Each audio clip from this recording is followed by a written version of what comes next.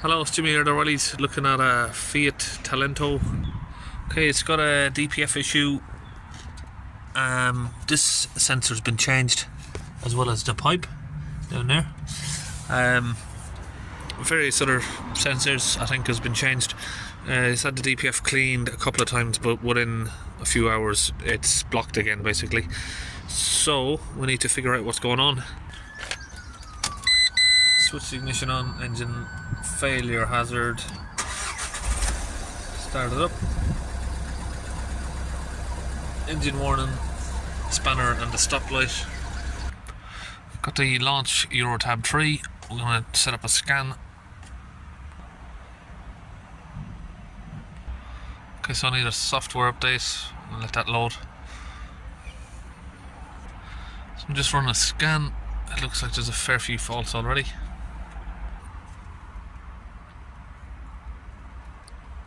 Some weird codes. So I hate about these feeds, they always give you these weird codes. Lost communication, ECM, BCM,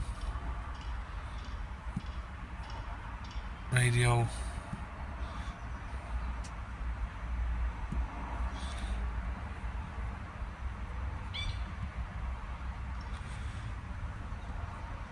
What, it hasn't even scanned the ECM, has it?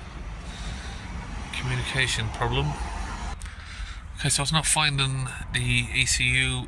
I'm just going to try something else. Try and put it in as a Renault Trafic, maybe.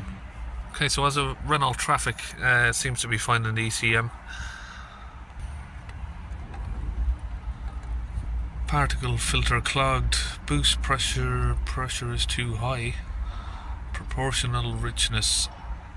Sensor circuit open, engine dilution, particle filter outside, tolerance. So I've now searched it as a Vauxhall Vivaro and it's giving me different codes now, different descriptions as well. I'm going to go to data stream and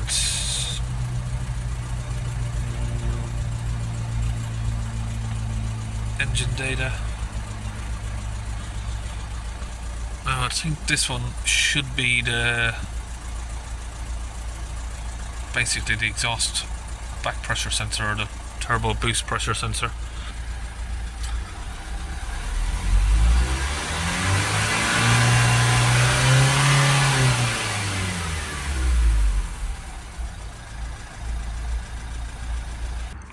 Okay, so a couple of things that I'm going to check is this pipe down here to see if that's blocked. And from looking down here, it looks like there is a boost leak from here. So we're going to maybe do a smoke test through the inlet. So checking that pipe with the midi-vac. It is clear, so they have cleared that. So the sensor looks old. Got a new sensor anyway, so we're just going to put that on. So just setting up the smoke tester. Got that hooked up to the inlet valve to check for a leak down here, but the customer has just now mentioned that he did forget to put the dipstick back in, so that's probably what all this oil is. I was assuming he may have an oil leak or a boost leak here. Okay, so it's been a few minutes, don't look like we got any leaks from anywhere, so we'll get that released. So I've moved the coolant bottle here out of the way. You get down to the map sensor down here, just see if that's blocked or anything. Okay, so I've just cleaned that up. So back in the van with the engine idling, we have 105 pressure on the DPF. Let's hold the revs up to 3000 RPM.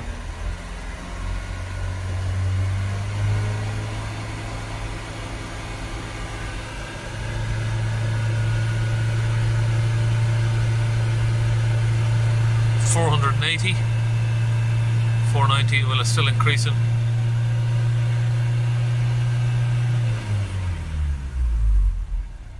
Let the idle back down.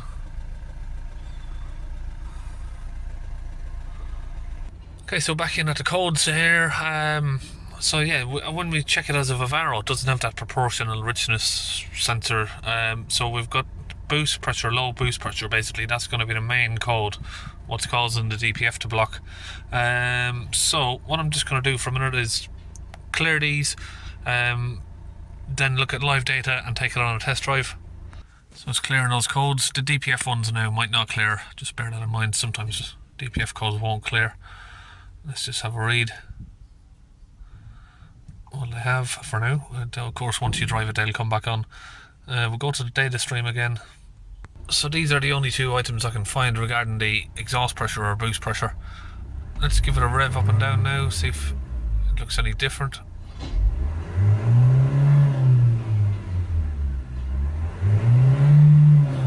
So it's sort of on revs, it's gone, top one is gone to sort of 1400. Exhaust pressure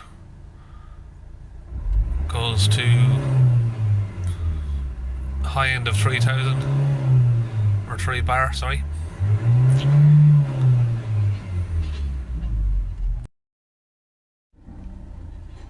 So if we look at these readings before we cleaned out that sensor and changed the metal exhaust pressure sensor there, hang on, let that sort of focus back again. This was reading sort of 1695 or 1.695, and now it's 1.1. So if we rev it up and down, let the revs come down, you can see it's reacting a little bit quicker, and we have a little bit less pressure there on the exhaust. Just taking on a little test drive. Not very annoying beeps, but I don't know if you can feel that, but it's sort of jerking a lot. It's pulling back and forth. Doesn't want to accelerate up. Okay, after a quick test drive, we've got the particle filter codes back, but the boost pressure one hasn't come back. But there's definitely a serious issue here where the vehicle is jerking. It doesn't want to accelerate up. So we're going to go back outside and have another look around. So I'm just going to check the turbo actuator is working.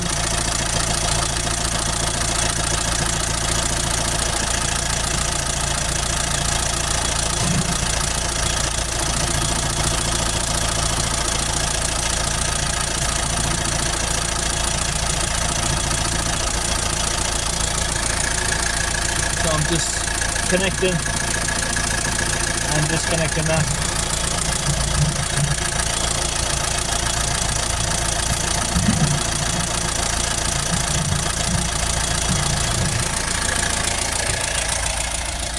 So the boost actuator is working. Okay, so I've just taken off this, had a look at the air filter just to make sure that that's not a million years old and blocked up, but that's fine as well. Okay, so I picked up a Bosch sensor here for the map sensor. So we're going to get that changed down there. Okay, that's the new sensor all put in. Okay, we're back in the van, we're back on the Renault system. I've tried it on this one now as well. Renault Samsung, I'm not even sure what the difference is. I hate when they make vans like this, put a Fiat badge on them and then it doesn't have its own diagnostic system. Okay, so there's no DPF reset in the Renault, so again I'm going to come back in as a Vauxhall, see if that'll work. Okay, I've got some launch DPF cleaner and I've put that into my bottle here.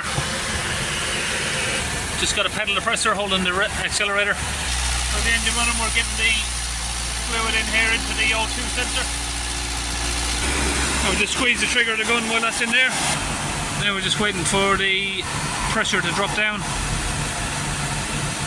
and the soot accumulation there, the grams. So we're going to have the vapour from the cleaning fluid now coming out the rear.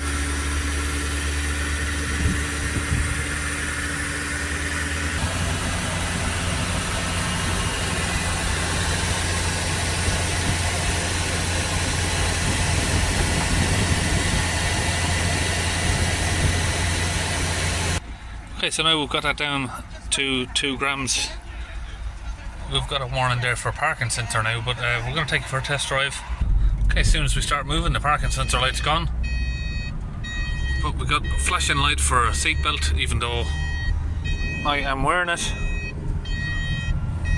Weird one with this seatbelt is if you go around a bend, yeah, look, if you turn right, it stops.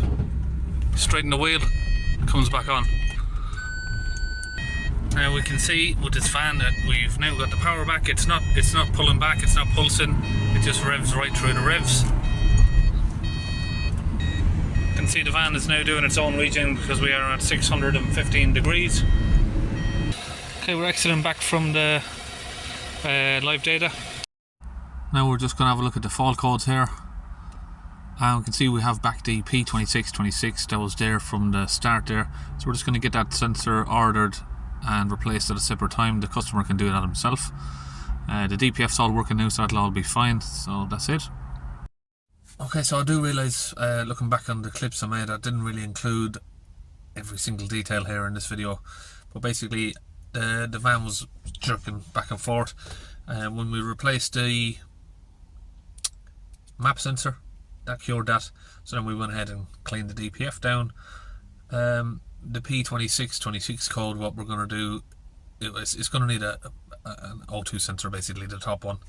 I thought that was a new code by looking at the scan at the end, but when I look back on the recording I made at the start, the code was there. So it needs, I think it's going to need an oxygen sensor there replacing on that. But the DPF now is working itself. The grams of soot are decreasing when it's driving, so the van's own regen status has activated. So from that I know it was fine to go ahead and clean the DPF because it's trying to do it itself. Once the DPF is working itself, or I'm confident I'm going to be able to get the DPF working, I'll go ahead and clean it. But without getting those items working, it's really a waste of time cleaning the DPF. But it is regenerating at the minute, but I'm still not confident that that's going to keep happening until we change that oxygen sensor, which is not available now. And the guys came from Birmingham, I think it was, for this one. So it's pretty simple, straightforward change for that. Once he gets home, get that sensor changed over. Spent way too many hours on this fan. I literally hate these Vivaros or Fiat versions, or even worse. So that's the DPF all done anyway, so see you in the next video. Hope I don't see another Fiat Talentless for a while.